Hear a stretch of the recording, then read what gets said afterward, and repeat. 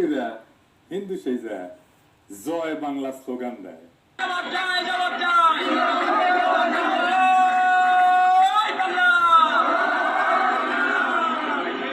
দেখেছেন স্লোগান দিয়ে আবার বুঝে ভুল হয়ে গেছে, তাই নিচে মুখ লুকায়।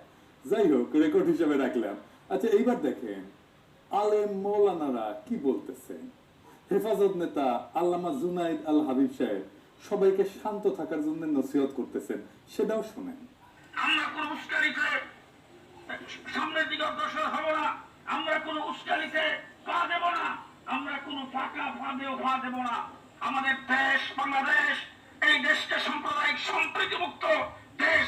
যারা দুনিয়াব্যাপী প্রচার চালায় বাংলাদেশের মুসলমানেরা উগ্র, সাম্প্রদায়িক, দাঙ্গাবাজ, দেখেছেন সেই মুসলমান সম্প্রদায়ের ধর্মীয় নেতারা কেমন কইরা শান্ত থাকার আহ্বান জানাইতেছে। তবে আমার আজকের বিষয়টা ইসকন না, এই প্রসঙ্গে বলে রাখলাম আর কি, চোখের সামনে আসলো তাই। আজকের বিষয় হইতেছে আমাদের মির্জা ফখরুল সাহেব। উনি তো কামান্দা দিচ্ছেন। আসেন আমরা উনার কথা আগে শুনি। আমি কয়েকটা দিনে আমরা খুব উদ্বিগ্ন, ভয়াবহভাবে। আপনি চিন্তা করতে পারেন ধর্মকে কেন্দ্র করে কি মামলা শুরু হয়েছে বাংলাদেশে। আপনি চিন্তা করতে পারেন যে মুক্ত স্বাধীন মিডিয়ার জন্য, প্রেসের জন্য, সংবাদপত্রের জন্য আমরা এতদিন লড়াই করলাম, তারা আপনি পুড়িয়ে দিচ্ছে।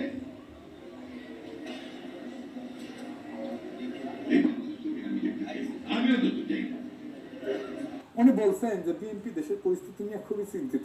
আচ্ছা, ভয়াবহভাবে উদ্বিগ্ন কেন? উনি বলছেন আপনারা চিন্তা করতে পারেন ধর্মকে কেন্দ্র কইরা কি উন্মাদনা শুরু হয়েছে বাংলাদেশে। আপনি চিন্তা করতে পারেন মুক্ত স্বাধীন মিডিয়ার জন্য, প্রেসের জন্য আমরা এতদিন লড়াই করলাম, তার অফিস পুরাই দিচ্ছে। তাই নাকি মির্জা ভাই? কুটি পুরানো হয়েছে। এই বাংলাদেশ তো দেখতে চাইনি, আমি অন্তত দেখতে চাই না। তাই নাকি মির্জা ভাই? পত্রিকা বেশ কই পুরানো হয়েছে। এই যে ধর্ম নিয়ে উন্মাদনা শুরু হয়েছে, কে করছে? কন না কেন? ইসকনের কথা বলেন না কেন? ইসকন যে একজনের কুপায় মারছে তার কথা বলেন না কেন? ভাসুরের নাম মুখে নিতে লজ্জা লাগে। ওই যে চট্টগ্রামের আইনজীবীরে কুপায় মারলো, কোনো বিবৃতি দিচ্ছেন? দেন নাই। প্রথম আলো ডেইলি স্টার নিয়ে একেবারে দিওয়ানা হয়ে গেছেন। আপনি প্রধান রাজনৈতিক দলের নেতা, আপনি গেছেন চট্টগ্রামে আমাদের নিহত ভাইয়ের জানাজায় গেছেন? যান নাই। তো পত্রিকা অফিস পুরানোর কথা দেখে আমি ভাবলাম যে আমি নিজে ভুল দেখছি কিনা, তাই একটা পোস্ট দিলাম ফেসবুকে, এই যে এটা